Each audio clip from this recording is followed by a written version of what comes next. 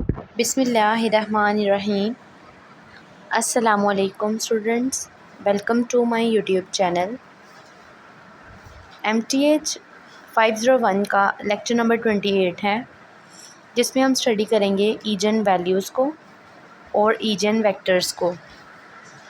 सबसे पहले देख लें, in this lecture we will discuss linear equation of the form AX equals to x and more generally equation of the form AX equals to lambda x where lambda is a scalar। हम इसमें ये जो lecture है इसमें linear equation जो आपको नज़र आ रही है AX equals to x, इसको हम स्टडी करेंगे।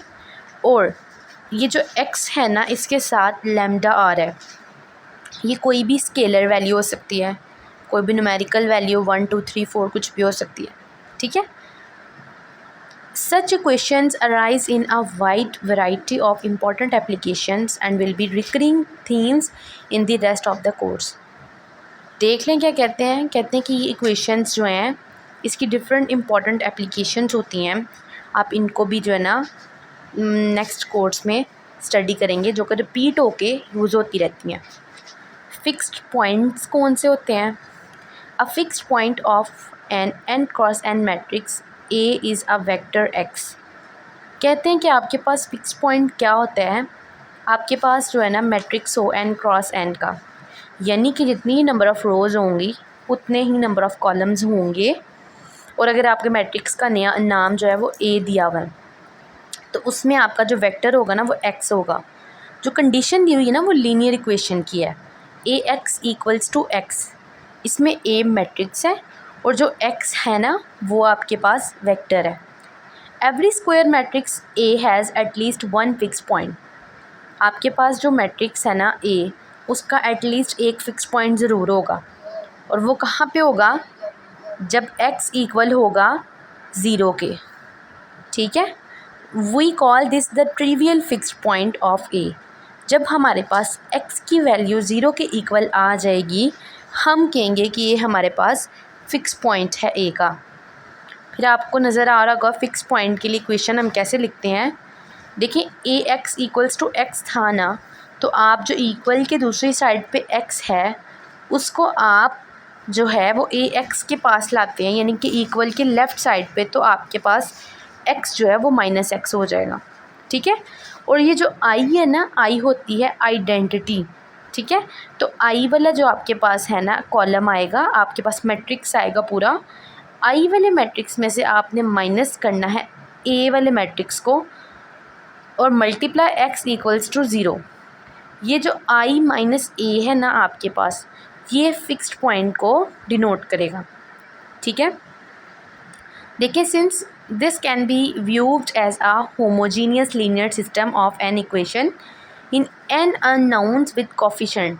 आपके पास जो I माइनस A है ये कोफिशिएंट है, ठीक है, फिक्स पॉइंट के लिए, ठीक है। तो देख लें, आपको एग्ज़ाम्पल से जो है ना वो सही से समझ आ जाएगी।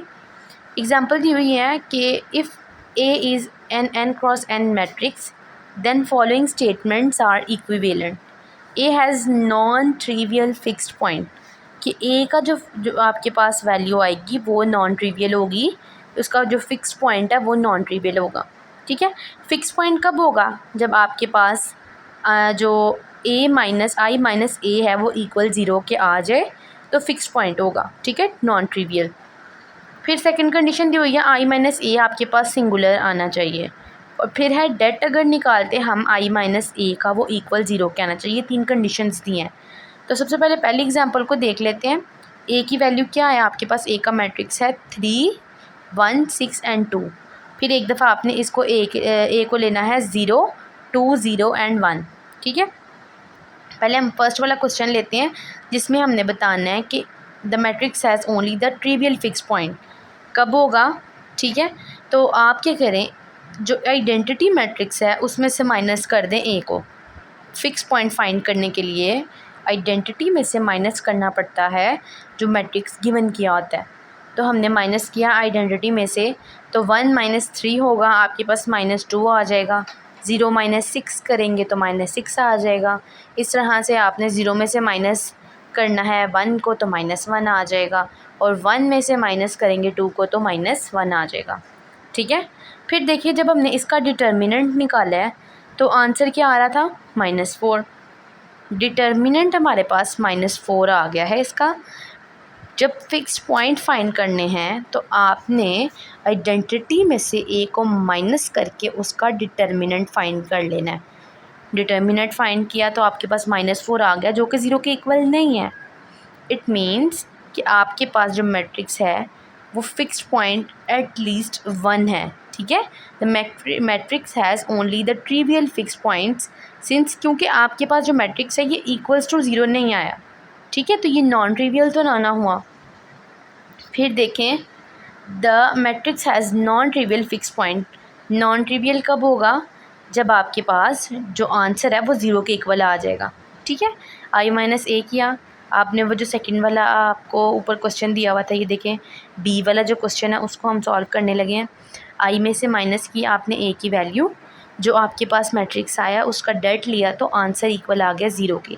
तो ये वाला जो मैट्रिक्स है आपके पास है वो नॉन ट्रिवियल फिक्स पॉइंट्स है। ठीक है, फिर ये कहते हैं आपके पास फिक्स पॉइंट जो 2 हैं x और y आए हैं, वो सोल्यूशन आपके पास होगा लीनियर सिस्टम का जब i minus A x equal हो 0 के। जो आपके पास फर्स्ट वाला देखिए, आपके पास डिटर्मिनेंट का जो आंसर आया ना, डेट आया 1 - 2 0 0, उसको आपने लेना है, और जो x है उसकी जगह आपने पुट करना है x एंड y इक्वल रख लें 0 के। अब यहाँ से क्या होगा, जब आप इसको first row and first column को मल्टीप्लाई करेंगे ना, प्रोडक्ट निकालेंगे ये जो मैट्रिक्स है उसका एक्स वाई से, तो आपको पता चलेगा कि x जो है ना वो इक्वल आ रहा होगा आपके पास 2t के। यानी कि ये जो t है ना, बेसिकली ये आपने लेट करना है। ये कैसे लेट करना है, लेट कर लें कि आपके पास जो y की वैल्यू है वो t आती है। ठीक है, देखिए ना, आपने 1 को मल्टीप्लाई किया जब x से, x आ जाएगा। फिर 1 को मल्टीप्लाई आप करेंगे -2 को मल्टीप्लाई करेंगे y से, तो आपके पास आ जाएगा x - 2y। x - 2y को इक्वल 0 के रखें और y की वैल्यू निकालें, तो y की वैल्यू आपके पास आएगी 1/2 x आएगा। ठीक है, यहाँ पे ये आपको थर्ड वाली लाइन नज़र आ रही होगी, which are parametric equation of the line y equals to 1/2 x। तो ये जो 1/2 x है ना, ये आपके पास यहाँ से आता है। अगर हम y को इक्वल t के रख लेते हैं तो जहाँ जहाँ पे x है ना, x वाली इक्वेशन में जहाँ जहाँ y है उसकी जगह t पुट करेंगे, तो x इक्वल्स टू 2t आ जाएगा आपके पास। फिर आपने क्या करना है, ऊपर जो आपके पास मैट्रिक्स है x और y कॉलम मैट्रिक्स, उसमें जहाँ x है उसकी जगह 2t पुट करें और जहाँ y है उसकी जगह t पुट करें। दोनों से t को कॉमन बाहर निकालें तो आपके पास 2 और 1 आ जाएगा। फिर यही आपके पास जो 2t और t है ना, जो मैट्रिक्स जो आया है आपके पास ax का, यानी a वाले मैट्रिक्स को लें और x का जो आपके पास आंसर आया वो क्या था, 2t और t। इनको आप प्रोडक्ट जब लेंगे तो आपके पास फाइनल 2t और t आएगा, और यही आपके पास इक्वल आ रहा है x के। तो यहाँ से आपने वेक्टर फाइंड किया है। ठीक है, फिक्स्ड पॉइंट ऑफ a का जो ax था ना, ये वेक्टर फाइंड आपने किया। ठीक है, नेक्स्ट आ जाता है engine values and engine vectors. Engine values और ईजन वेक्टर्स कैसे फाइंड करते हैं, डेफिनेशन देख लें। आपके पास जो मैट्रिक्स ए होता है इसमें n क्रॉस n मैट्रिक्स जो बनता है, स्केलर हमारे पास होता है लैम्डा, और जो लैम्डा की वैल्यू होती है वो है हमारी कहलाती है ईजन वैल्यू।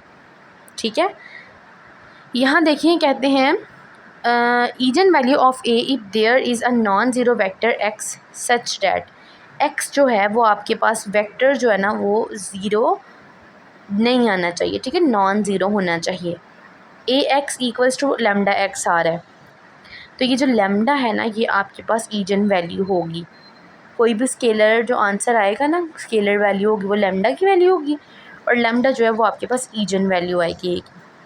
और जितने भी नॉन ज़ीरो वेक्टर आएंगे ना एक्स के, वो हमारे पास ईजन वेक्टर्स होंगे। यानी कि देखिए ए के साथ भी एक्स मल्टीप्लाई हो रहा है और लैम्डा के साथ भी एक्स, तो ये जो एक्स का आंसर होगा वो हमारे पास लैम्डा के साथ जो एक्स है ना वो हमारे पास ईजन वेक्टर होगा। यहाँ पे एग्जांपल को देखते हैं। a इक्वल्स टू 1 5 6 एंड 2, और जो u है वो 6 -5 दिया हुआ है, v3 एंड -2। हमने ईजन वेक्टर्स को फाइंड करना है। तो यहाँ पे हम a को u से मल्टीप्लाई करेंगे, और अगर a को u से मल्टीप्लाई करने से हमारे पास कोई स्केलर वैल्यू आ जाएगी, इट मीन्स कि ये हमारे पास ईजन वेक्टर बनेगा। ठीक है, तो और जो हमारे पास u है ना वो एज इट इज़ आना चाहिए, वही वैल्यू बन के, ठीक है, जो है गिवन की हुई है। a का मैट्रिक्स लिया और u का, इनको हमने प्रोडक्ट लिया इन दोनों का, तो -24 और 20 आ गया। यहाँ से हमने -4 को जब बाहर कॉमन निकाला तो 6 और -5 बन रहा है, यानी कि -4 के साथ जो वेक्टर आ रहा है आपके पास, कॉलम आ रहा है वो 6 एंड -5 है, जो कि इक्वल है u के। तो इसकी जगह हम u पुट कर देंगे, तो -4u आ रहा है। तो इसका मतलब है कि ये आपके पास देखें नीचे वाली line, thus u is an eigenvector corresponding to an eigenvalue. Eigenvector है क्यों? क्योंकि इसकी ईजन वैल्यू जो आई है वो -4 आई है, जबकि a को v से जब मल्टीप्लाई किया आपने तो क्या हुआ, -9 और 11 आपके पास कॉलम आया। इनमें से कुछ भी कॉमन बाय नहीं बन रहा जो लैम्डा की वैल्यू बने, और आपके पास v अगेन वही आ जाए 3 और -2। तो हम कह सकते हैं कि हमारे पास v जो है वो ईजन वेक्टर नहीं है a का, because A V is not multiple of v, कि हमने a को v से जब मल्टीप्लाई किया तो हमारे पास मल्टीपल नहीं आया v। नेक्स्ट एग्जांपल है, इसको भी आपने देख लेना, जबकि आपको लैम्डा की वैल्यू ऑलरेडी इन्होंने 7 दी हुई है। तो लैम्डा की वैल्यू पुट करें, ठीक है। फिर क्या करना है आपने, जो ए एक्स इक्वल टू 7x है, 7x को भी इक्वल की दूसरी साइड पे ले जाएं, 0 के इक्वल कर दें। a-7i जो है वो आइडेंटिटी है, आइडेंटिटी कॉलम को 7 से मल्टीप्लाई करें। फिर जो आपके पास वेक्टर आ जाएगा उसके ऊपर आपने एचलन फॉर्म लगानी है। एचलन फॉर्म लगाने के बाद आपके पास x2 का जो आंसर है वो 1 और 1 आएगा। जो x2 है वो इक्वल नहीं आ रही है आपके पास 0 के, तो हमारे पास क्या होगा, ईजन कोरिस्पोंडिंग ईजन वेक्टर जो आएगा वो लैम्डा इक्वल्स टू 7 होगा। वो तो हमें पहले ही पता था कि लैम्डा इक्वल्स टू 7 है, लेकिन आपने जब इसको सॉल्व किया, आपने इसके ऊपर एचलन फॉर्म अप्लाई की, तो आपके पास x1 1 आया और x2 की जो वैल्यू है वो आपके पास 1 आ रही है। तो यहाँ से जो है वो आपके पास प्रूव होता है कि ये दोनों 0 के इक्वल नहीं आ रही। जो x2 की वैल्यू है, x2 की भी कोई वैल्यू आ रही है, 0 नहीं आ रहा वो, तो यहाँ से आपके पास ये करेक्ट होगा, ठीक है, ईजन वेक्टर बनेगा 7। फिर उसके बाद जो है ईजन स्पेस आ जाती है। The set of all solutions of a minus lambda I x equal to 0 is just the null space of the matrix a minus lambda I. देखिए ये जो हमारे पास सॉल्यूशंस आते हैं ना, a minus lambda I x equal to 0, कहते हैं कि इनकी हमारे पास नल स्पेस होती है a माइनस लैम्डा आई की, जो x के साथ जो वैल्यू है ना a माइनस लैम्डा आई उसकी बात करें। So this set is subspace of r की power n and is called eigen space of A corresponding to lambda. a minus lambda I में आपके पास जो a है वो मैट्रिक्स था, वो कोरस्पॉन्ड किससे कर रहा है, लैम्डा की वैल्यू से, जबकि लैम्डा आइडेंटिटी से मल्टीप्लाई हो रहा है। इस तरह का जो मैट्रिक्स आपके पास आता है ना, उसको हम कहते हैं ईजन स्पेस, ठीक है। आर आपकी नंबर ऑफ़ रोज़ बताता है, ठीक है, कितनी आपके पास नंबर ऑफ़ कॉलम्स और नंबर ऑफ़ रोज़ आ रहे हैं, ठीक है, और इसमें कुछ भी नहीं है। फिर ये आपने इसमें बेसिस फाइंड करनी है कोरस्पॉन्डिंग ईजन स्पेस के लिए, जबकि मैट्रिक्स आपके पास 2 हो। ए का आपको जो है ना वो मैट्रिक्स गिवन किया गया है, और जो -2 वैल्यू दी है ना वो ईजन वैल्यू है आपकी। तो a-2i करेंगे आप, i जो है वो आइडेंटिटी है, तो 2 को आप पहले आइडेंटिटी मैट्रिक्स से मल्टीप्लाई कर लें और उसको फिर a से माइनस करें। माइनस करने के बाद आपके पास जो आ जाएगा मैट्रिक्स, उसको आप रो रिड्यूस फॉर्म लगाएं। रो रिड्यूस फॉर्म लगाने के बाद जो आपके पास फाइनल मैट्रिक्स बचा है, उसमें देखिए आपके पास फर्स्ट वाली जो वैल्यू है वो आ रहा है element 2। At this point we are confident that 2 is indeed a eigenvalue. क्यों ईजन वैल्यू है? क्योंकि आपके पास इस मैट्रिक्स में देखें, जो नीचे वाले 2 कॉलम है ना, 2 रोज़ हैं, वो दोनों के आपके पास वेरिएबल्स फ्री हैं, सबके आपके पास वेरिएबल 0 हैं। तो जब फ्री वेरिएबल्स आ रहे हैं तो उसको आप जनरल सोल्यूशन की फॉर्म में लिख सकते हैं। तो देखें जनरल सोल्यूशन की फॉर्म में कैसे लिखा, फर्स्ट वाली रो को देखें, 2 -1 6 और 0, आपने उसको पुट किया, आपके पास एक रो बन गई। अब यहाँ पे आपने क्या करना है, जहाँ पे x2 है ना उसको t लेट कर लें, x2 को t लेट कर लिया, x3 को s लेट कर लिया, ठीक है, खुद से वेरिएबल्स के नेम दे दिए। तो क्या बनेगा, 2x1 को एक साइड पे ही रहने दें और जो आपके पास x2 और x3 से था उसको इक्वल के दूसरी साइड पे ले जाएंगे। दूसरी साइड पे लेके जाकर जो आपके पास x1 के साथ 2 मल्टीप्लाई हो रहा था वो इन वैल्यूज़ के नीचे डिवाइड हो जाएगा। तो आपके पास आ जाएगा 1/2 t माइनस 3s, ठीक है। तो यहाँ से आपके पास क्या आया, x1 का जो आंसर है वो 1/2 t माइनस 3s आ गया। फिर x2 हमने t पुट किया हुआ था और x3 हमने s रखा हुआ था। पहले वाला जो आप कॉलम बनाएंगे उसमें सिर्फ t/2 आप लिखें, ठीक है, और t की वैल्यूज़ यानी कि t वाली वैल्यूज़ लिख लें। सेकंड वाला जो है वो आप ऐड करके s की वैल्यूज़ लिखें, ठीक है, और उसके बाद आप कॉमन निकाल लें t और s को। कॉमन निकालने के बाद आपके पास वैल्यूज़ जो आएंगी ना 1/2 1 0 वो x2 की हैं क्योंकि t को हमने x2 के इक्वल रखा हुआ था और जो s है वो x3 के इक्वल हमने रखा था।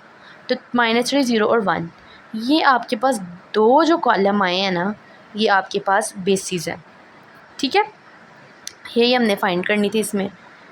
और इसके बाद आपने इस थ्योरी को पढ़ लेना, सेम वही चीज़ें रिपीट हो रही हैं। फिर थ्योरम आ जाता है lambda is eigen value of A, solution of the equation और det lambda I minus A equals to 0। ये आपको ऊपर मैंने सारा स्टडी करवा दिया, ठीक है। फिर उसके बाद देख लें आपके पास ईजन वैल्यूज़ आपने फाइंड करनी है ट्रायंगुलर मैट्रिक्स।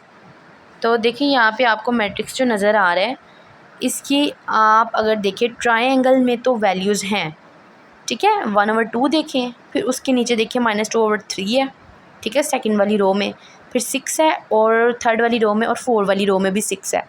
इसके जो ऊपर वाला जो आपके पास सारा जो है ना ट्रायंगल बन रही है वो 0 बन रही है, ठीक है। तो ये आपके पास होती है engine values of triangular matrix. इनमें आपने जो आपको वैल्यूज़ नज़र आ रही हैं यहाँ पे लैम्डा जो है वो इक्वल रखना है 1/2 के, ठीक है। फिर लैम्डा किसके इक्वल है -2/3 के, और उसके बाद जो लैम्डा की वैल्यू है देखिए आपने सिर्फ वो वैल्यूज़ लेनी है जो कि आपको डायगोनल में नज़र आ रही हैं। तो लैम्डा की वैल्यू आपके पास 6 भी बन रही है, ठीक है। लैम्डा की वैल्यूज़ जो बन रही थी हमने वो नोट करके लिख दिया हैं। फिर आपके पास क्या है एग्जांपल्स दी हुई हैं।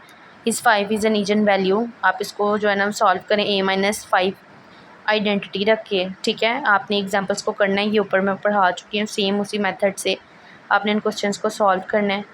तो ये था आपका जो है ना आज का लेक्चर जिसमें आपने जो है ना होप्स आपको समझ आई होगी। जो आपको नहीं समझ आई आप पूछ सकते हैं। हमारे चैनल को लाइक करें, सब्सक्राइब करें और अपने फ्रेंड्स के साथ शेयर करें। मिलते हैं अपने नेक्स्ट लेक्चर में, तब तक के लिए अल्लाह हाफ़िज़।